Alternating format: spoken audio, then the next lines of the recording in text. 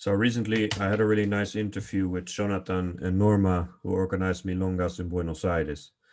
If you haven't watched this interview yet, I'll put a link in the description of this video. And I really recommend you watch it because they're really, really nice people.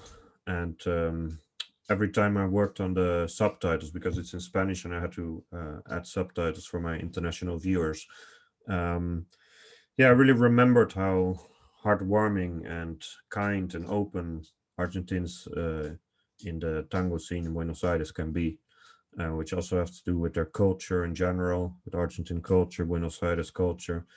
Um, so there were a lot of things I really liked about this interview. But I could talk about several of them.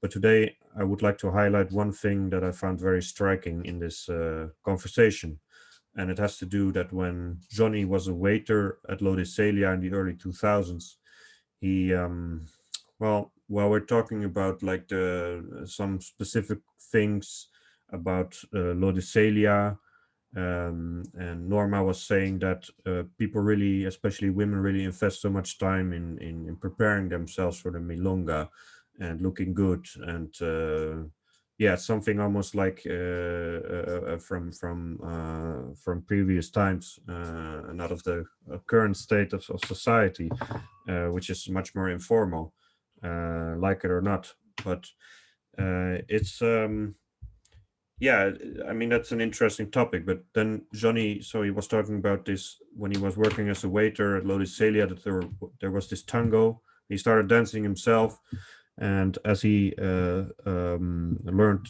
to dance, he really liked one tango that was playing at the milonga, and that was called Bailarín de Contraseña. And in the tango, you can hear how someone, like a man, prepares himself to go to dance, and then the rest of the song is about something else, a bit more specific, even. Maybe I'll make a translation of that at some point, but you can look it up on the internet if you're interested. But let's look at the because that's the point I want to make today. Let's look at the lyrics a little bit. So I'm just gonna share my screen here for a second.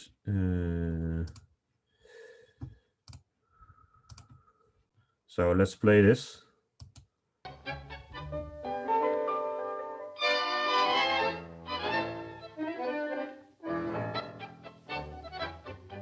Sábado a la tarde te planchas el traje. So he's saying, like Saturday afternoon, he's ironing his suit, and he's cutting his hair, and I'll make this a little bigger, and let's listen a bit more. Te cortas el pelo, después te afeitas. Con bastante crema te haces dar masajes. Gomina y colonia, luego te peinas. So he's preparing himself in the sense like he's shaving with a nice amount of cream. So it's almost like he's massaging himself, and he looks really good, better than I do with my little beard here. And he puts gel in his hair, and he uh,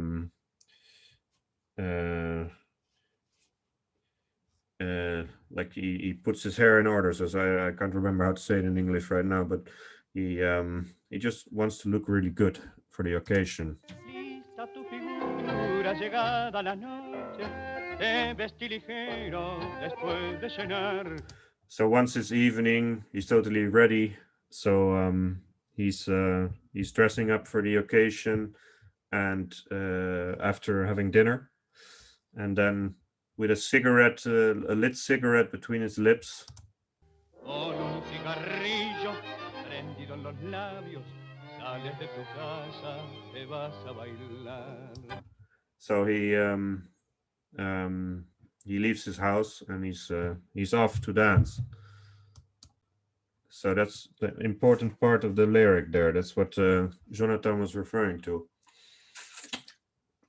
And the point of this video is that I want to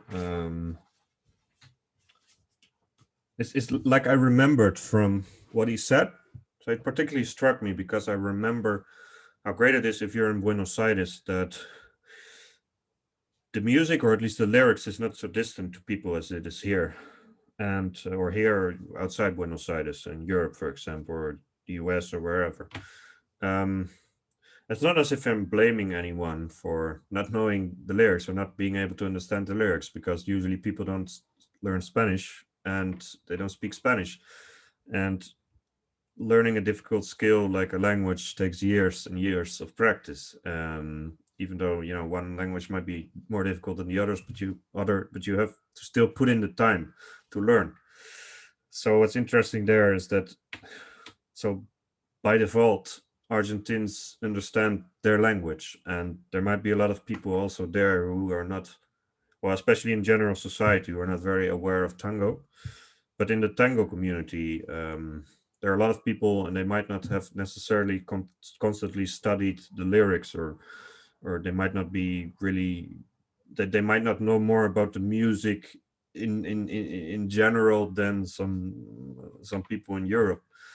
But it's really interesting that at least they can understand the lyrics for what they are. And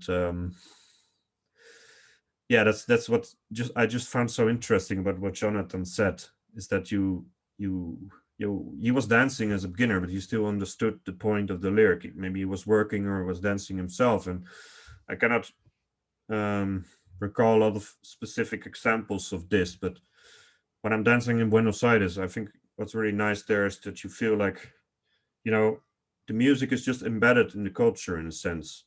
So it might be a bit rudimentary sometimes, because tango is not as recognized as it should be in Argentine society. Well, it's like the folklore of Buenos Aires, but it's not recognized as such. But I think it's really, really nice that even if you're, I do remember, I don't have any specific examples, but I do remember talking about the lyrics sometimes with people.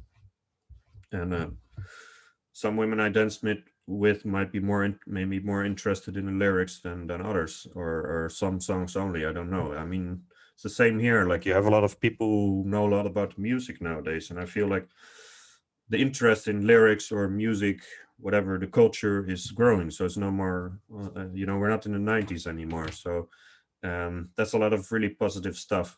But yeah, it you have to understand Spanish to a certain extent. You can study a lot of translations, but you still gotta have to understand the lyrics in order to sorry, taking some water here. In order to really understand what's going on. So I always recommend anyone to invest time in understanding the lyrics, because this is just really nice if you know what you're dancing to, right? And you can do that by translation, of course. You could even use Google Translate if you need to. You get the point. You get the point.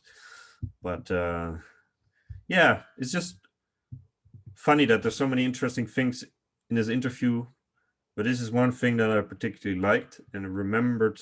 Like, it reminded me of some of the things I really liked. I haven't been there for 5 years, and I've been doing a lot of different things than tango.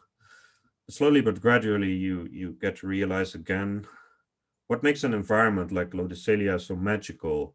And I don't want to disqualify the dancing anywhere else in the world. So this video is not necessarily about that, but some things in Buenos Aires are probably just always going to be a bit more intense in a way, and that's really nice about Buenos Aires. So that's it for today, and I hope I'll talk more about these things, about what makes Buenos Aires, or what we can do to improve the consciousness of the lyrics or the music. But I'm checking out now.